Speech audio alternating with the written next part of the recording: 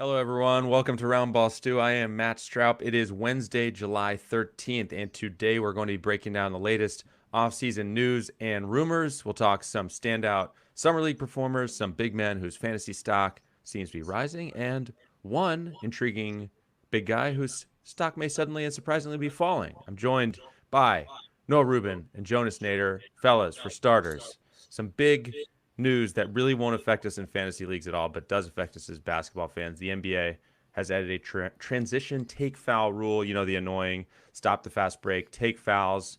This upcoming season, it's going to be one free throw and the ball when that happens. Do you like it? I think it's going to be fun. I think it's going to be, it's going to be more dunks, which is exactly what they want. I mean, it's also going to make defenses actually have to run back, hustle back on defense. That'll be great for kids to watch as they learn how to play basketball. But we're here to see the athletic players dunk the ball, and I think we're going to get a lot more of that.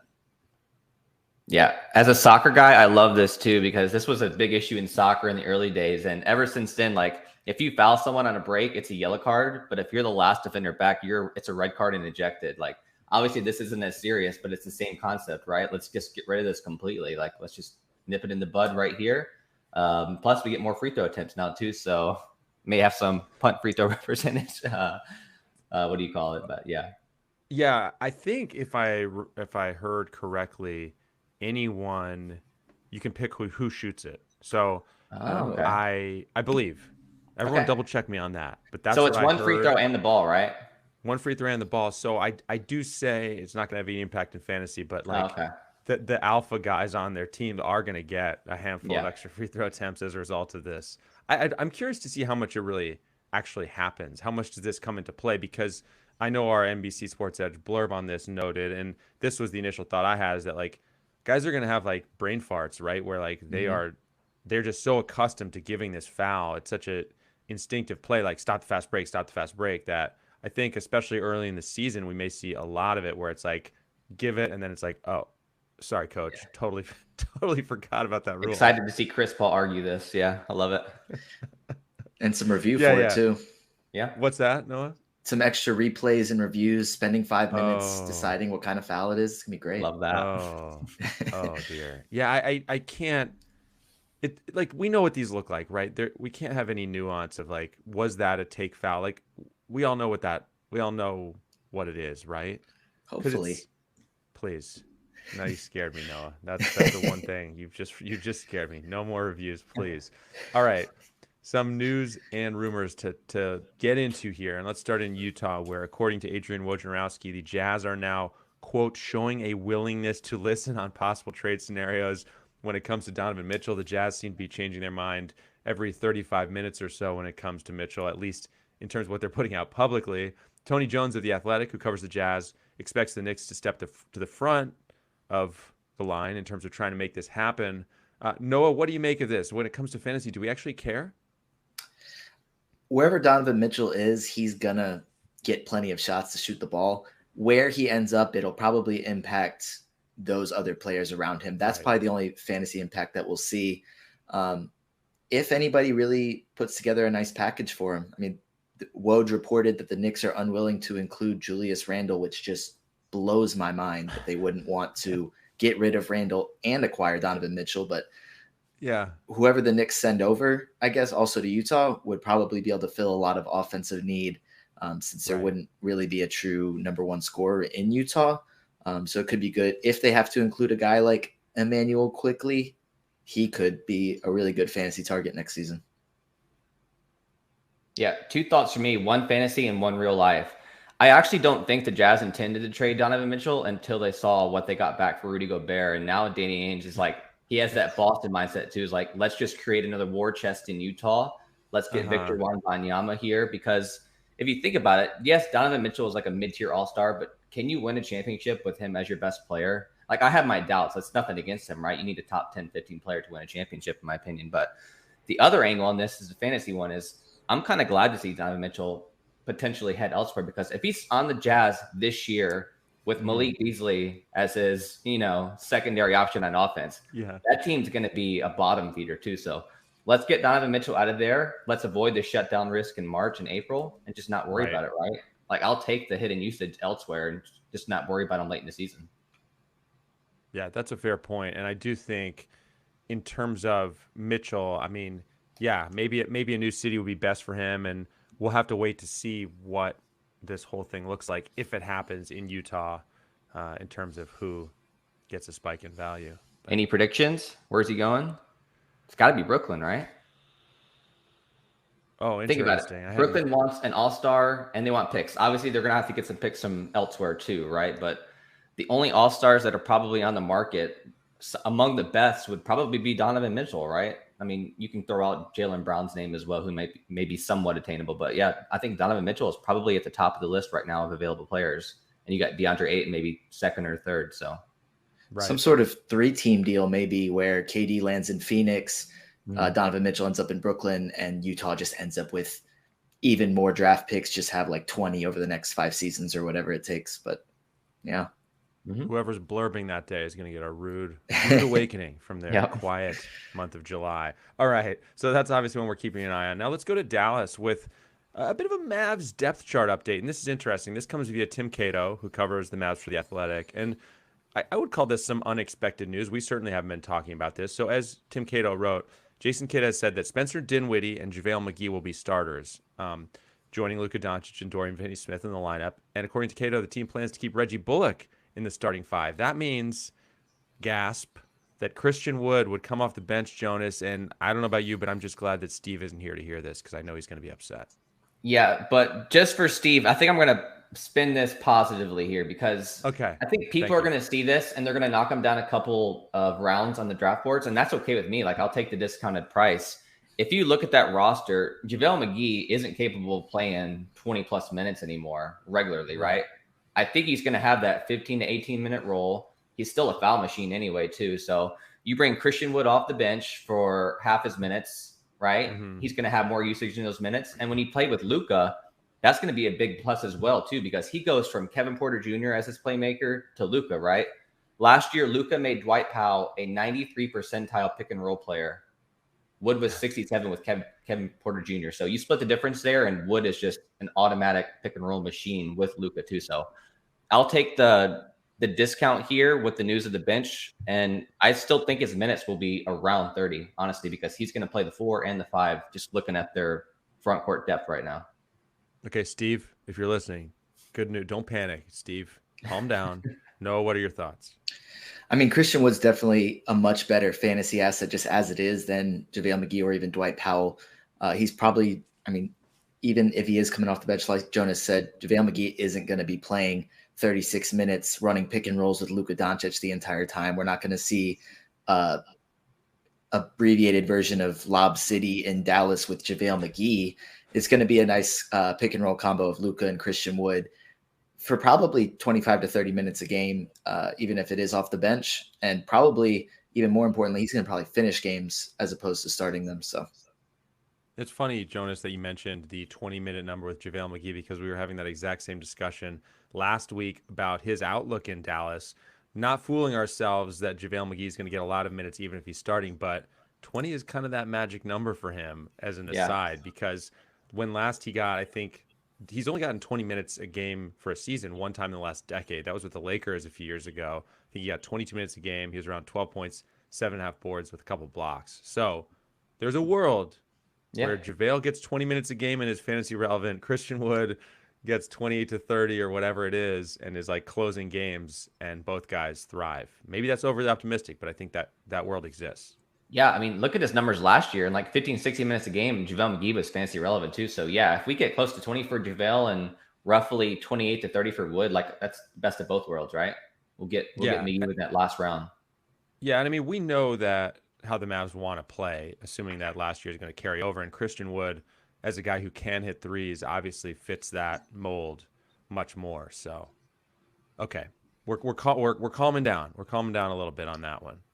A little nervous, but in fact, it's going to help his ADP in terms of getting him in fantasy, if anything, if this actually happens. So, little upside here.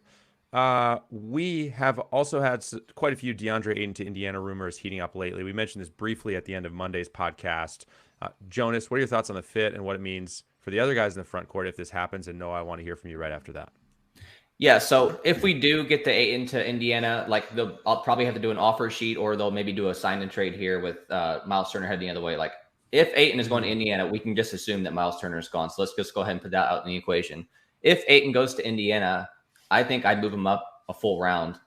Honestly, the Phoenix Suns, they don't seem to love him, right? They view him kind of like that mid-tier starting center, which is a huge change from a couple years ago when they were really hyping him up to. We were really hoping to see Ayton take that next step with Chris Paul. Didn't really happen to the full extent we wanted to see. Maybe some questions of motivation there as well. Sometimes he just kind of checks out mentally. But yeah, I still think there's a lot of upside and intrigue with Ayton. And if he goes to Indiana and that rebuild, there's a lot to like there with Halliburton and Benedict there too, feeding him. So I like Ayton. I'd bump him up a full round. We will have to caution, though.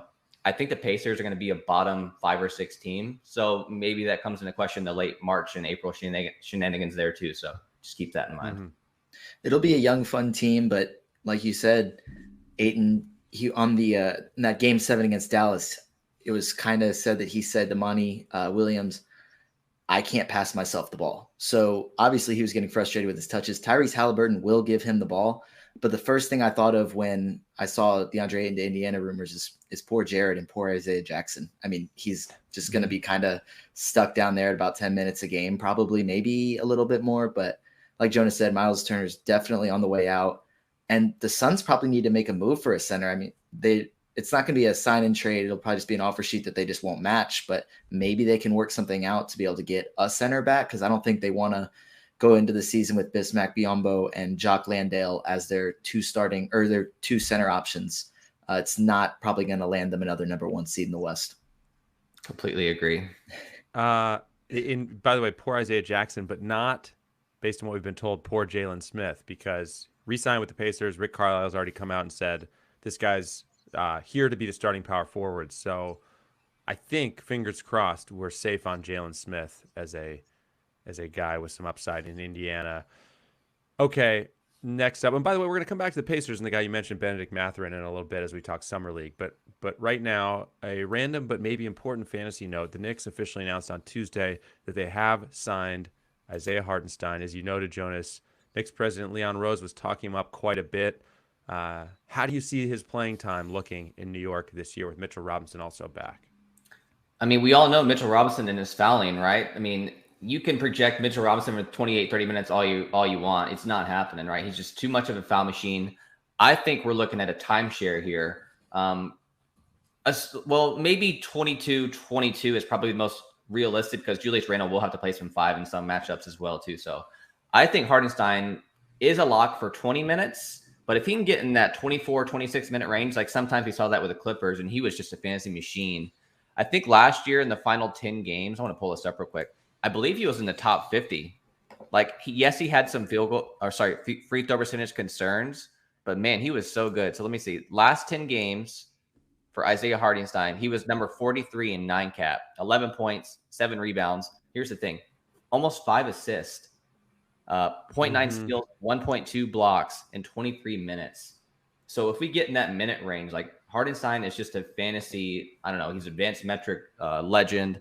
I love this guy. I think the Knicks have really talked him up as well. If you look at what Leon Rose said yesterday, called him a versatile 2-way big man, plays with a lot of passion and energy. He says that's contagious. I really like this signing for New York. I think $16 million for 2 years. That's such a bargain. So I love him. He's already one of my favorite sleepers for next year.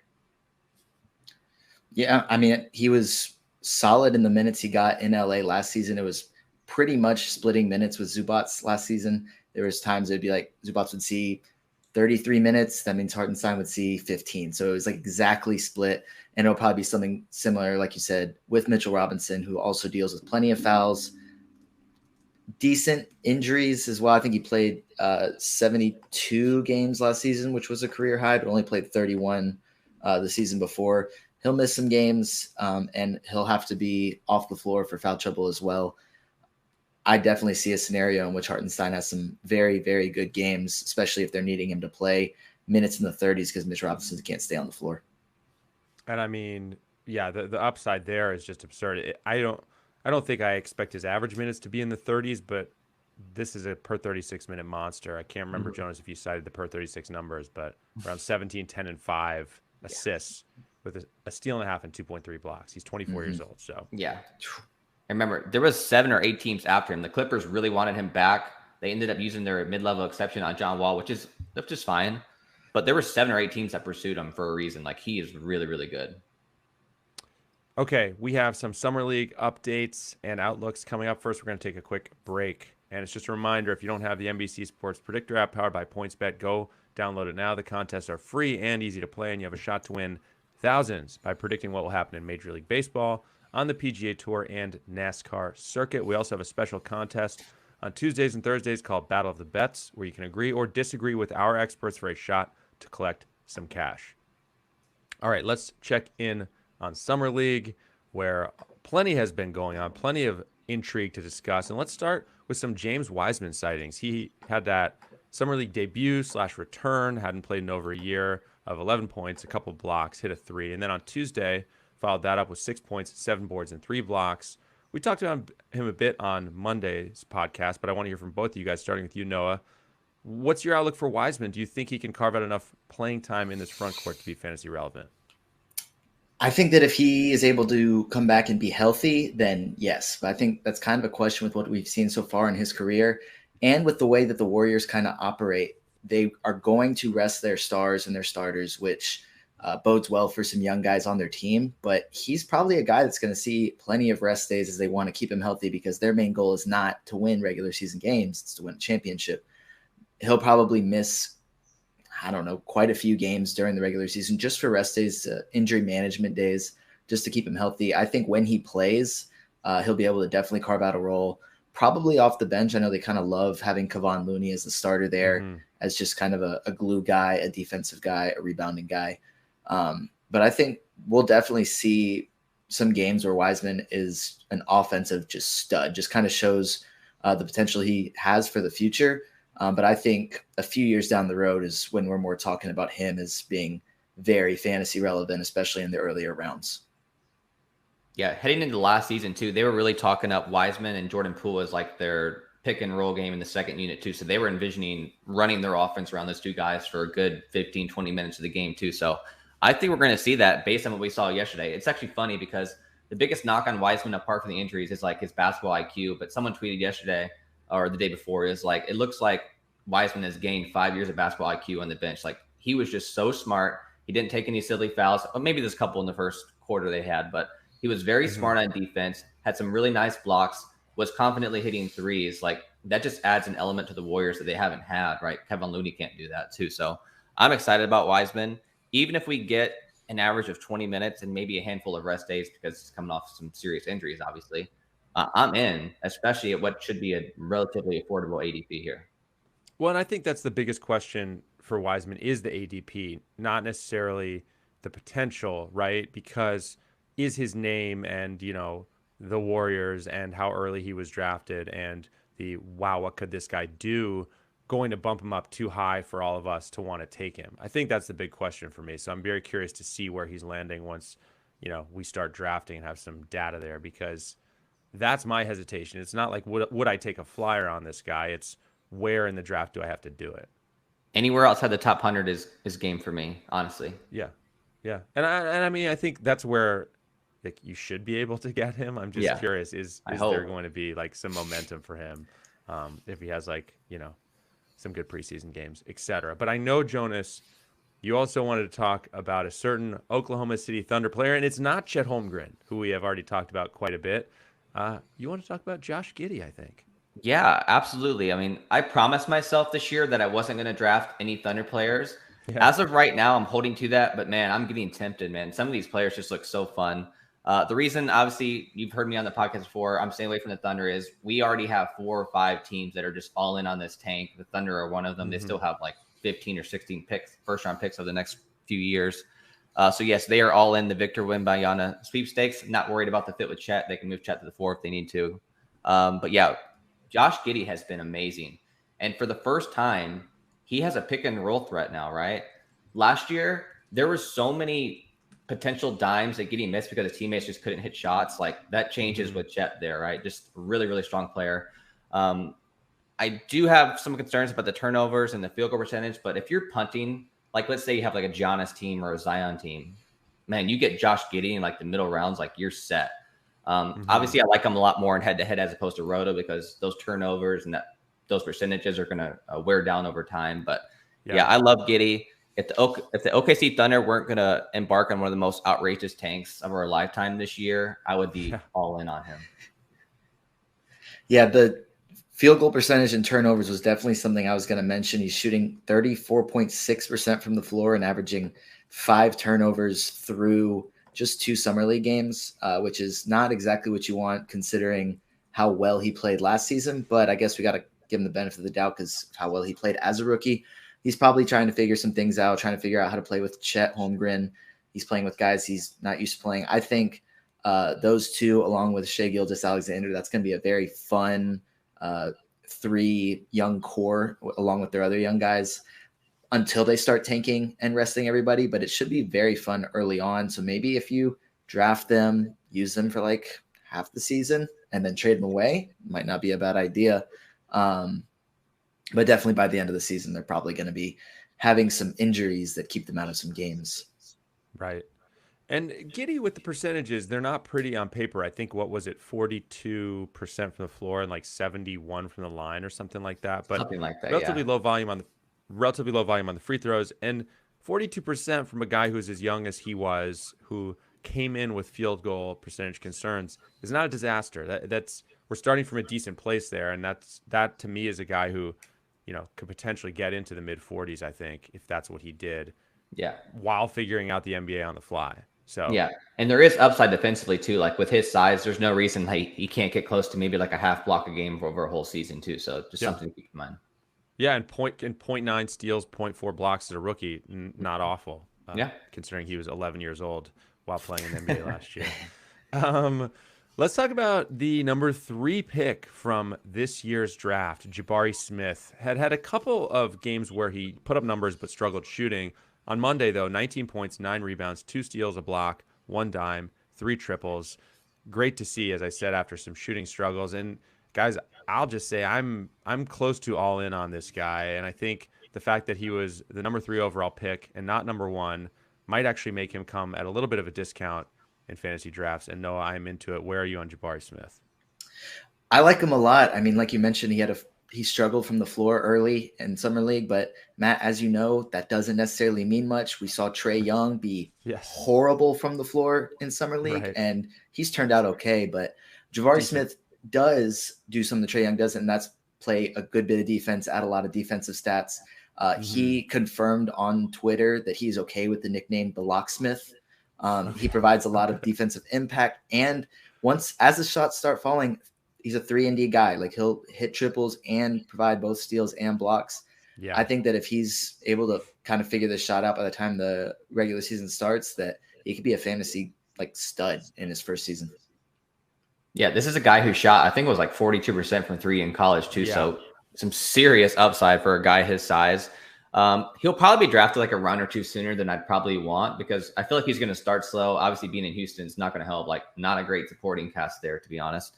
But yeah, he's kind of a guy that I'd probably want to send like a buy low offer on like a month into the season, because I feel like this is the kind of guy that's just going to go on a tear in like the last few months. So definitely like him. Haven't been blown away yet, but we can see like the flashes. Like he's going to be a really, really strong player one day. Yeah, and the jumper is really smooth, really pretty. There's not a lot there that can go wrong. It's like not a lot of wasted motion. We saw him in that Monday night game not only get a block with his left hand along the baseline, but also pick somebody's pocket on the perimeter. I mean, I think there's just a potential fantasy bonanza here in the near future when it comes to Jabari Smith. So I am excited. I also want to mention one other guy, and that's Benedict Mathurin, who has had some big summer league outings. I think he had 23 in his debut, had another good game recently. It just strikes me, and I want to hear if you guys agree with this. I feel a little bit like we made a mistake with Franz Wagner last year, where we overlooked the number 8 pick in the draft. He just didn't come to the season with a lot of buzz. We were running to pick him up off waiver wires kind of right when the season started. I wonder if we're going to see a similar thing with Mathurin, who has a sweet jump shot, as I said, has had some eye-catching summer league games. And it's not as crowded in Indy right now at his positions as you might think, Jonas. Yeah, and here's the thing too. Like he stepped in right away, and he just looked like the guy. I don't know if you guys remember Donovan Mitchell's summer league, but you could just kind of tell from like the opening game, like okay, this guy has whatever it is, and Right. that's kind of the feeling I got with him too. Like really commanding, was hitting step back threes, was everywhere defensively. I had no idea he was that good defensively, honestly, as well too. And you look at teams around the league, there may be 2 or 3 teams that would have been a better situation for him, but he walks in right as day one. He's probably the starter next to Halliburton. Just a dream scenario for him. And now you're talking about maybe getting Ayton in there as well. I think he's set up as potentially maybe 4th or 5th rookie. I probably have Jaden Ivey slightly higher just because opportunity there is massive as well. But yeah, I think he's locked in for a massive season, and I can't wait to target him.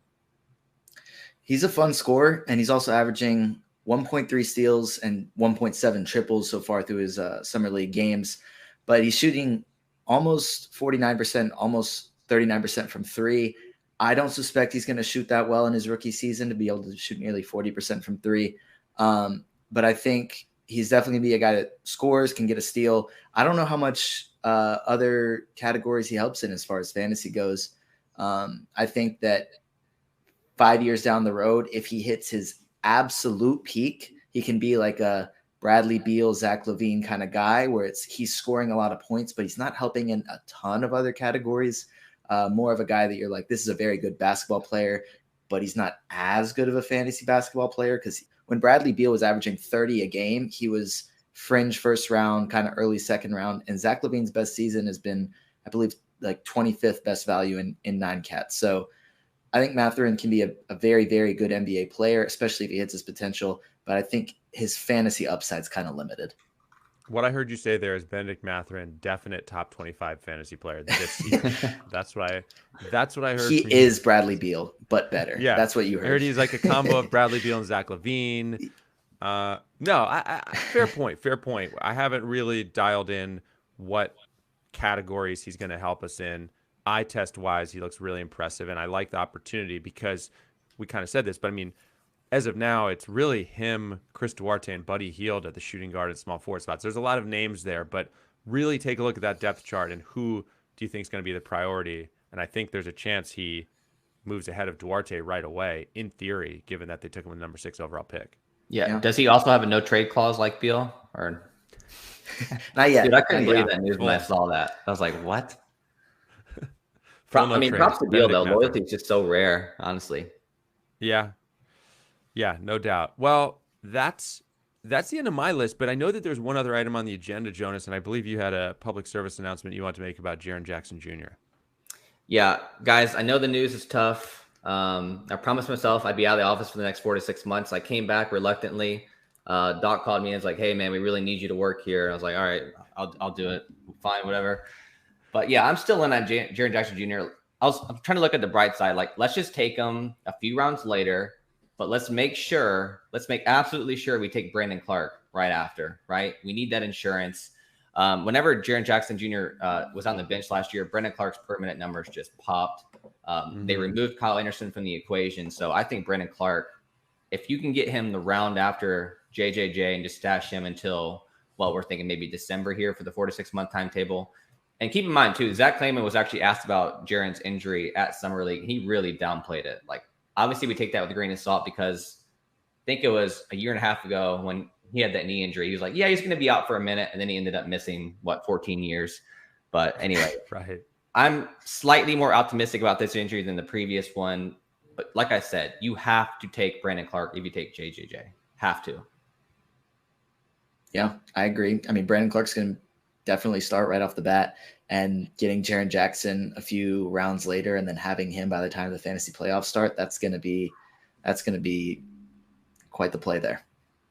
I mean, you have to get Brandon Clark, period, I'd say, whether you got Jaren Jackson Jr. or not. Obviously, if you got Jaren Jackson, it becomes more of a priority. But I'm just looking up because I feel like Brandon Clark really showed some things in the playoffs, if I'm not mistaken. I'm just double checking his playoff numbers. They were quite nice, were they not? Let's see. I think I have it pulled up. 12 games. Why you do that? And in 19 minutes last year, he was a 12th rounder. So if we get 26 minutes, go ahead. 12 12 games, 12 points per game, 7 boards, a couple assists, 0.8 steals, 0.8 blocks, and that was after he tapered off quite a bit at the end. He started off even better than that. So yeah, it's a lots of intrigue there for Brandon Clarke. And some positive regression with his steal and block rates too. Like if you saw his college stats defensively, they were just something we've never seen before too. So hopefully that starts happening for him at the NBA level too. All right. That is going to do it for us on this episode. Don't forget to subscribe to the show on Apple Podcasts, on Spotify, or wherever you listen. Take a minute to rate and review us as well. We would appreciate that. We will be back on Friday with more from Summer League and the off season. I want to say thanks to everyone for listening and watching live. Jonas, Noah, thanks to both of you guys. Talk to you soon. Thanks for watching. Make sure to hit subscribe for all the latest fantasy and sports betting advice from NBC Sports Edge. And don't forget to sign up for NBC Sports Edge Plus to get the best-in-class draft guides, as well as season-long fantasy, DFS, and sports betting tools that will give you the edge.